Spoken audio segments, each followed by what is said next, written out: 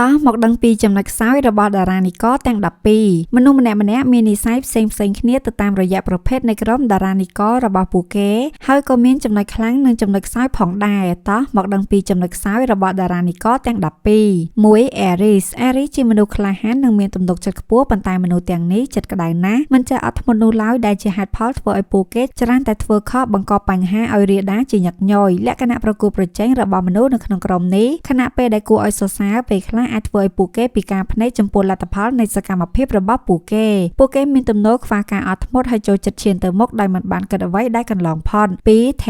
Taurus ជាមនុស្សមានស្ថិរភាពប៉ុន្តែពេលខ្លះរឹងរូសខ្លាំងពេកពួកគេមិនចូលចិត្តការផ្លាស់ប្ដូរនិងចូលចិត្តនៅធ្វើអ្វីដែលពួកគេធ្លាប់ស្គាល់ដែលអាចបណ្ដាលឲ្យពួកគេបាត់បង់ឱកាសល្អៗជាច្រើនពួកគេក៏មានទ្រព្យសម្បត្តិច្រើនមិនថាជារបស់ខ្លួនឬមនុស្សជិតស្និទ្ធឡើយតែមនុស្សក្រុមនេះមិនចេះថែរក្សានោះឡើយ 3. Gemini ជាមនុស្សមានភាពវៃឆ្លាតហើយមានការគិតគូរបានលឿនប៉ុន្តែពួកគេមានទំនោរគិតច្រើនហួសហេតុដែលធ្វើឲ្យពួកគេមិនអាចធ្វើការសម្រេចចិត្តបានល្អនោះឡើយដោយសារតែពួកគេចូលចិត្តធ្វើអ្វីដែលថ្មីនិងចង់សាកល្បងរបស់ល្អគ្រប់ពេលមនុស្សទាំងនេះកម្រនឹងសម្រេចបានជោគជ័យលើការងារតូចធំណាស់ 4.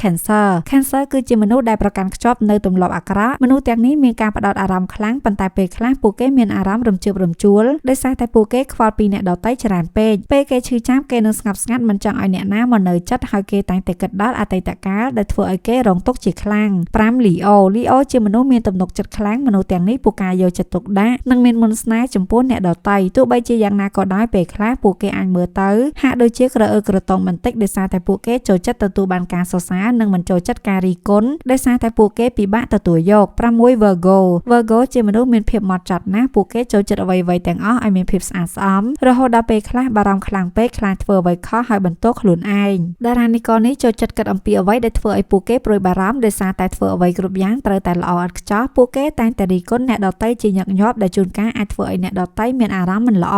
7. Libra ជាមនុស្សចូលចិត្តអ្វីៗគ្រប់យ៉ាងទៅដោយរលូនហើយមិនចូលចិត្តឆ្លោះជាមួយនឹងអ្នកណាឡើយពួកគេនឹងព្យាយាមជៀសវាងការឆ្លោះប្រកែកគ្នាព្រោះពួកគេខ្លាចថាវានឹងបំផ្លាញទំនាក់ទំនងពេលខ្លះពួកគេអាចនឹងចោះចាញ់នឹងអ្នកដទៃច្រើនពេកឬធ្វើរឿងដោយប្រយោលនិងដោយសម្ងាត់ព្រោះពួកគេមិនចង់ធ្វើឲ្យអ្នកណាម្នាក់មិនសប្បាយចិត្តនោះទេ 8. Scorpio ជាមនុស្សដែលមានភាពក្តៅក្រហាយឆេវឆាវនិងមានទំនោរធ្វើរឿងហួសហេតុព្រោះពួកគេនឹងធ្វើអ្វីគ្រប់យ៉ាងដើម្បីទទួលបាននូវអ្វីដែលពួកគេចង់បាន 9.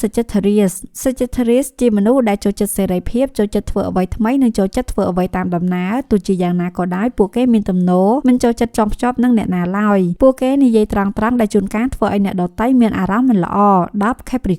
Capricorn ជាមនុស្សឧស្សាហ៍ព្យាយាមនិងមានការតាំងចិត្តខ្ពស់ដើម្បីជោគជ័យតារានិករនេះតែងតែឧទ្ទិសដល់អ្វីៗគ្រប់យ៉ាងដែលពួកគេធ្វើនិងរៀបចំផែនការជីវិតរបស់ពួកគេបានយ៉ាងល្អទោះយ៉ាងណាក៏ដោយពេលខ្លះពួកគេអាចយកជីវិតធ្ងន់ធ្ងរពេកហើយភ្លេចសម្រាកឬបន្ធូរអារម្មណ៍ Capricorn ក៏ជាមនុស្សស្ងប់ស្ងាត់ណាស់ដែលធ្វើឲ្យអ្នកជុំវិញខ្លួនពិបាកចូលក្បែរណាស់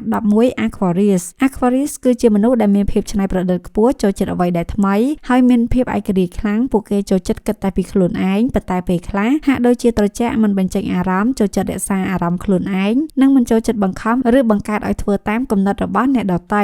12. Pisces ជាមនុស្សមានចិត្តល្អស្លូតបូតនិងមានការស្រមើស្រមៃខ្លាំងក្រុមនេះក៏មានចិត្តមេត្តានិងគិតដល់ប្រយោជន៍អ្នកដទៃច្រើនពួកគេចូលចិត្តស្រមៃចង់បានរបស់ដែលស្រស់ស្អាតប៉ុន្តែពេលខ្លះពួកគេជាប់នៅក្នុងពិភពលោករបស់ពួកគេរហូតភ្លេចប្រឈមមុខនឹងការប៉ັດការមានចិត្តល្អពេកពេលខ្លះអាចឲ្យអ្នកដទៃយកចំណេញបានដោយងាយ